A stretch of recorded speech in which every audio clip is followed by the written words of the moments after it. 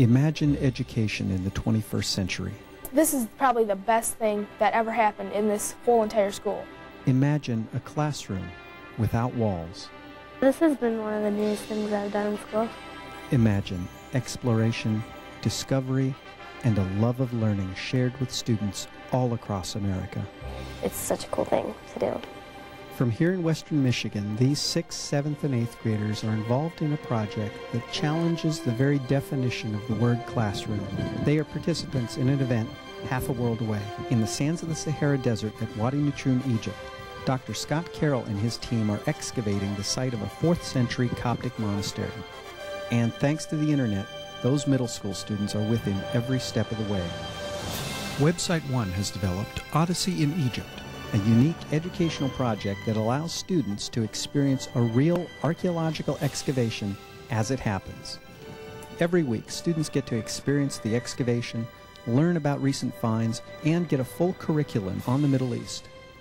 Plus, they get to exchange email with the archaeologists and teenage correspondents at the site. It's almost like being there.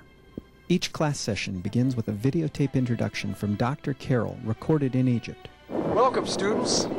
Classrooms in Western Michigan, welcome to the Odyssey in Egypt. It's good to see you again. We're transmitting almost live from the desert, the Western Desert. I'm standing next to a reconstructed ancient comb. We're in the middle of working on 2 of them right now. I hope you've had a great week. We certainly have, and I'm excited to tell you about all the different things that we've discovered this week. But this isn't the way to do it. You'll have to come and see us on the homepage. So go hit your computers and I'll see you there. Then it's time for the students to get the latest news from the excavation. They hit the Odyssey in Egypt website for updates and pictures of recent events. Unreal what they can find there. They're just pottery and tombs, and I'd love to be there. I thought it was really interesting. I almost feel that we have friends in Egypt because we can talk to them. It is the most interesting thing I've ever done in school because usually you just sit here in class and just do work and stuff. We've tried to make Odyssey in Egypt an active learning experience, and so as a part of that, students got to try their hand at reconstructing pottery fragments, just the same way that the archaeological team does in Egypt. We have built pottery back in place, and it was broken into little pieces, and we glued it all back together, and I'd love to continue it. It's amazing what they can find. I'm just excited. Every time it's like, yes, let's go, let's go, let's go. The kids' reaction to the program has really been fantastic. To see the motivated faces, to have the kids magnetized to the screen. We have teachers that come up almost every day. They'll all stop by and they'll ask how things are going and what's going on today and what's been discovered and what's happening. We could go on for 10 more weeks. The kids are very, very excited.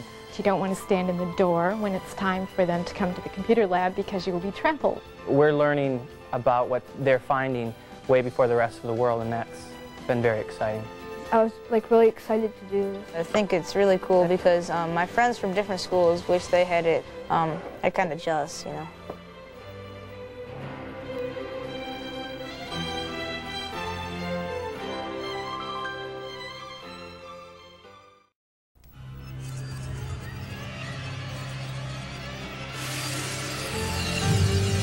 You're watching CNBC.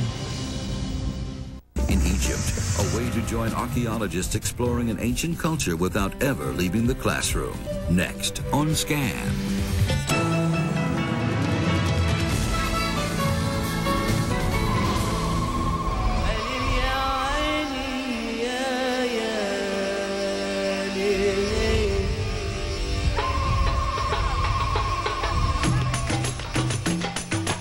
Unearthing ancient mysteries in remote places has long been the private domain of a relatively select group of scientists.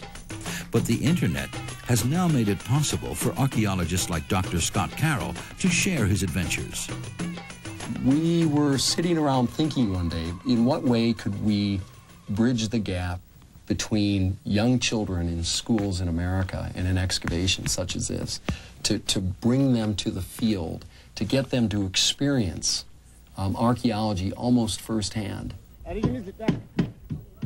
Each winter, American archaeologists travel to northern Egypt to continue to dig at the site of one of the earliest monasteries in the world.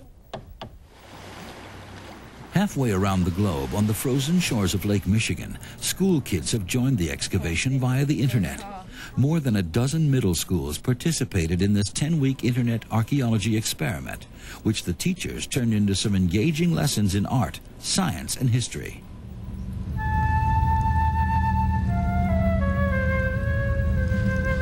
In Wadi Natrun, northwest of Cairo, archaeologists are excavating this 4th century complex of Coptic church and monk cells. Dr. Scott Carroll from the Scriptorium Center for Christian Antiquities in Michigan leads the work on the site. The team has unearthed a wealth of ancient gold coins and wall paintings, but this year's most unique achievement has been creating the world's first virtual archaeology project for school kids thousands of miles away. We try to even transcend the computer itself and put the trowel in their hand and let them feel the sand of the Sahara and engage them in the work of archaeology. It's moved the classroom from beyond 4 small walls within a small community in western Michigan to a global environment. The internet team, which includes Dr. Carroll's teenage children, hooked up the Michigan students with the current residents of the desert, Bedouin families with kids of their own.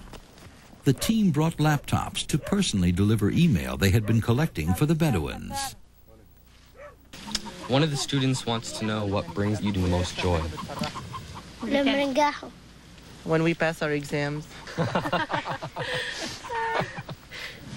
What sorts of activities do you do once it gets dark?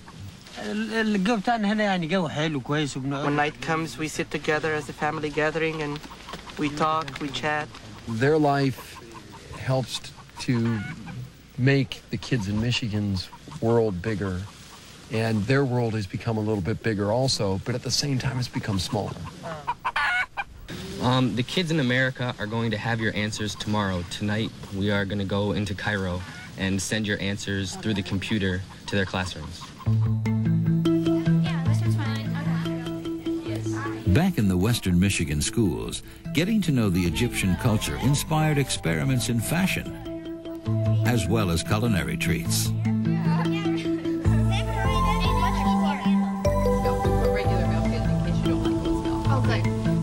In Egypt, unexpected desert inhabitants also became living history participants in this cyber community. Some Egyptian Coptic monks agreed to let their solitude be interrupted by their electronic visitors. One of the questions I asked for the monk is what he does all day long. He prays a lot and he takes walks and he just meditates a lot.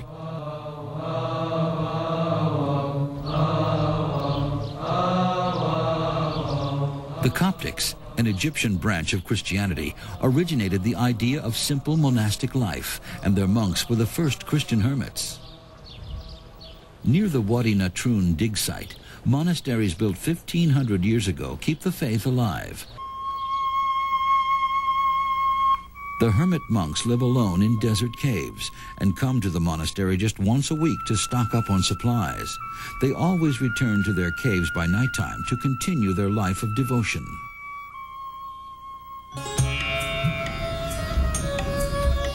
The area's harsh elements present the expedition with many practical challenges, but now Dr. Carroll can rely on some outside consultants. Each week he sends the students an SOS question, asking their advice to make them more involved in the actual process. One of the SOS problems that I really like to solve was the one where they had to cover up all the stuff that they were excavating. They didn't want it to get ruined by the sandstorm, so they need to find a way to cover it. One of the 6th grade classes suggested building a sandbag wall and to construct some kind of a tent complex. And we've taken that idea and we're employing a modified rendition of that. They are so excited about learning, and they come back and it's amazing that they will look in other books during the week to see if they were right or wrong, and they can't wait to get the message back. A lot of education is sterile and meaningless, but this project could be used with teachers who want to teach creatively. While we're working in the past, we're yet in some ways modeling the future. And the two fuse somewhere out there in the desert on the computer.